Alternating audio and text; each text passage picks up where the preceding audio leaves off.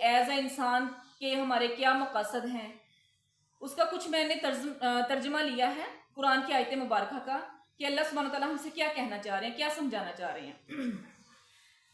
تحقیق ہم نے پیدا کیا انسان کو، یہ اللہ کا کلام ہے، ہم خوب علم رکھتے ہیں۔ ہم نے کیا کیا، اللہ سبحانہ وتعالیٰ فرما رہے ہیں ہم نے انسان کو پیدا کیا ہے اور ہم علم بھی خوب رکھتے ہیں، خوب جانتے ہیں۔ ہم جو اس کے ذہن میں وسوسے اور خیال آتے ہیں، ہم اس کی شارک سے بھی زیادہ قریب ہیں۔ میں سب جانتا ہوں اس انسان کا حال، جو بھی اس کے اندر چل رہا ہے، میں اس کی شارک سے بھی کیا ہوں، زیادہ قریب ہوں۔ جب دو ملنے والے ملتے ہیں، دائیں طرف سے بائیں طرف سے، یہ کوئی لفظ نہیں بول پاتا مگر اس پر نگران حاضر لکھنے کو تیار ہیں۔ یہ کون ہے؟ ہمارے فرشتے۔ اللہ نے جو نگران ہمارے اوپر مقرر کیے ہیں، اللہ نے کہا یہ لفظ بھی ابھی بول نہیں پاتے، کرامن کاتبین، یہ لکھنے کو تیار ہیں، حاضر۔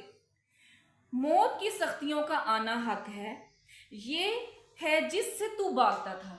ٹھیک ہے، کہا جائے گا یہ موت کی سختی ہے، اس موت سے تو بھاگا کرتا تھا۔ اس دن کو یاد کرو جس دن سور پھونک دیا جائے گا۔ تو نے یاد نہیں کیا وہ دن جس دن حضرت اسرافیل علیہ السلام کیا کریں گے، سور میں پھونک ماریں گے۔ یہ ہے وعدے کا دن، جس دن سور میں پھونک ماری جائے گی، وہ کون سا دن آ جائے گا؟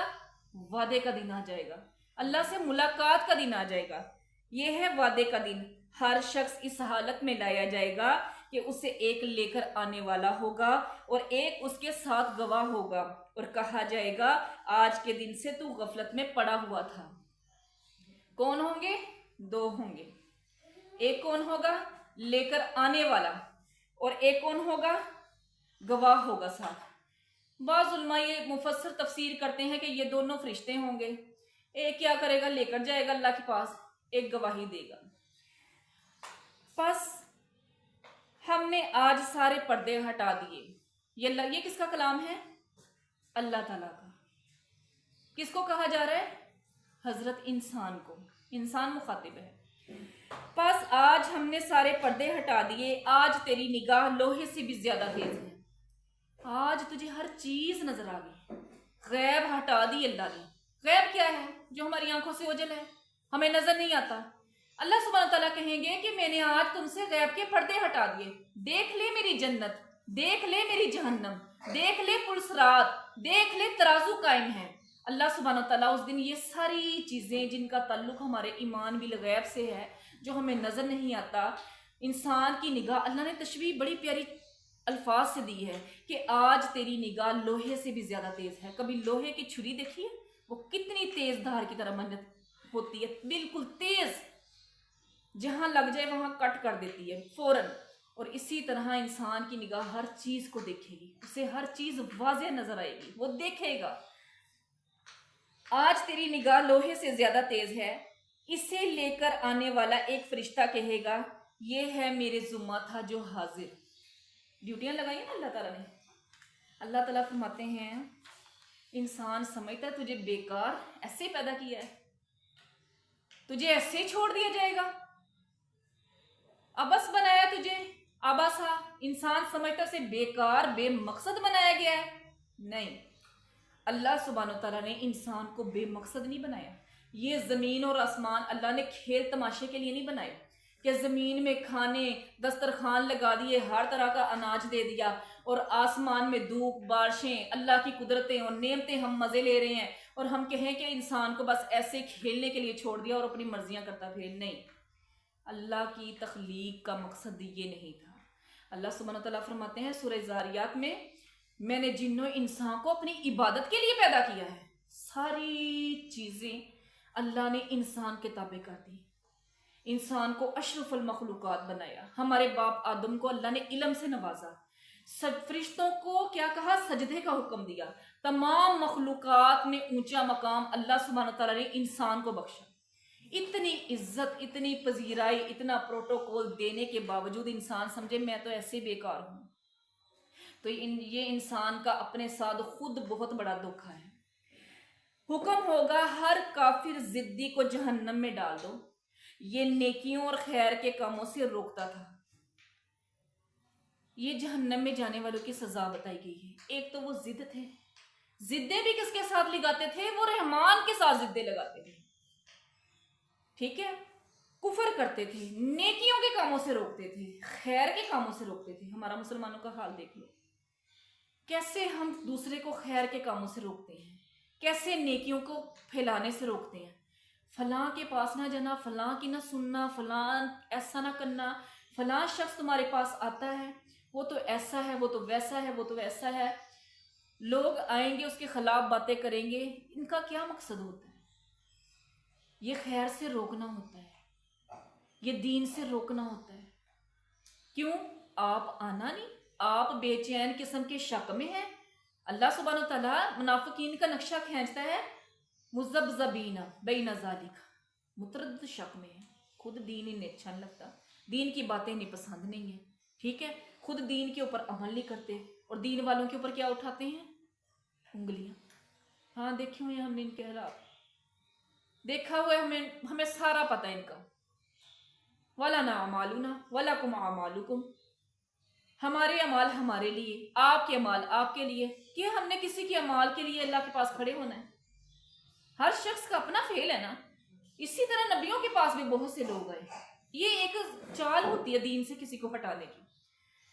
وہ نبیوں کے پاس لوگ آتے انہیں کہتے ہیں کہ آپ انہیں ہٹا دیں، یہ گھٹیا ترین قسم کے لوگ ہیں، ذلیل قسم کے لوگ ہیں، یہ تیرے پیروکار ایسے ہیں۔ نبی کہتے ہیں میں نہیں ہٹا سکتا یہاں سے، یہ تو اللہ تعالیٰ کے بندے ہیں، میں نے کہا ایسے، میں نے کیسے حکم دے سکتا ہوں؟ تو یہ کیا ہوتا ہے؟ یہ بیسک دین سے روکنا، خیر سے روکنا، نیکیوں سے روکنا۔ انسان کے اندر ایک چھپا ہوا کیا ہوتا ہے؟ حسد ہوتا ہے۔ ودّا کثیر، دل سے چاہتے ہیں، کیا چاہتے ہیں؟ دل سے چاہتے ہیں۔ ودّا کثیر من اہل الکتاب، دل سے چاہتے ہیں اہل کتاب، لو یردونکم، کہ وہ تمہیں پھیر دیں، ان دینکم، تمہارے دین سے، کفارن حسدن، کفر کی وجہ سے، حسد کی وجہ سے۔ یہ کیا ہے؟ یہ ضدی ان ضدی حکم ہوگا ہر کافر ضدی کو جہنم میں ڈال دو جو نیکیوں اور خیر کے کاموں سے کیا کرتا تھا؟ روکتا تھا، حد سے بڑھ جاتا تھا۔ اس کا معاملہ کیا تھا؟ حد سے بڑھا۔ اللہ نے فرمایا نا ان لوگوں کا ان سے بات نہ کرنا، ان سے اللہ نے اپنے نبی کو روکا کہ روک کے رکھ اپنے آپ کو ان لوگوں کے ساتھ جو دن رات اللہ کا چہرہ چاہتے ہیں، اللہ کی عبادت کرتے ہیں، صبح شام اللہ کا ذکر کرتے ہیں، جن کے دل میں اللہ کی یاد ہے۔ اللہ اپنے نبی کو کہہ رہے ہیں کہ اے محمد صلی اللہ علیہ وسلم، آپ اپنے ان ساتھیوں کے ساتھ رہیے، ان کے ساتھ نہ آپ اپنے آپ کو رکھیے جن کا معاملہ حد سے بڑا ہوا ہے۔ تو یہ اللہ سبحانہ وتعالیٰ نے اپنے نبی کے ذریعے ہمیں کیا دیا ہے؟ پیغام دیا ہے۔ ان کا بھی گناہ یہ تھا کہ یہ نیکیوں اور خیر کے کاموں سے روکتا تھا، حد سے بڑھ جاتا تھا، حق کے بارے میں شک میں رہتا تھا۔ اور یاد رکھیں یہ شک کی جو کیفیت ہے نا حق کے بارے میں، یہ منافقین کی صفت ہے۔ تو اللہ نے پہلے ہی فرما دیا ذالک الکتاب لا ریب فیہ، یہ کتاب، یہ جو قرآن ہے نا، اس کا لفظ و لفظ سچ ہے، حق ہے، قرآن سچ ہے، رسول سچ ہے، اللہ سچ ہے، اس کی کلمات سچ ہیں، رسول اللہ صلی اللہ علیہ وآلہ وسلم کا ہر فرمان سچ ہے۔ اور اسی لیے صحابہ کرام کے اندر ایسا ایمان تھا کہ ادھر آیت مبارکہ نازل ہوتی ہیں، ادھر وہ کہتے ہیں سمیعنا و اطعنا، اللہ نے صفت بیان فرمائی، اللہ نے فرمایا وہ ایسے ہیں، ان کا ایمان ایسا ہے، وہ فوراً اطاعت کرنے والے ہیں، وہ سنتے ہیں ساتھ ہی بات مانتے ہیں۔ لیکن یہ جو تھے یہ کیا کرتے تھے؟ یہ شک میں رہتے تھے، متردد بے چین قسم کے شک میں، متردد قسم کے شک میں، پتہ نہیں اللہ کی بات ہے کہ نہیں، پتہ نہیں اللہ کا فرمان ہے کہ نہیں، پتہ نہیں اپنے پاس سے باتیں کر رہے ہیں، انہیں کوئی بات اللہ کی طرف سے لگتی نہیں تھی، یہ شک میں ہی رہے۔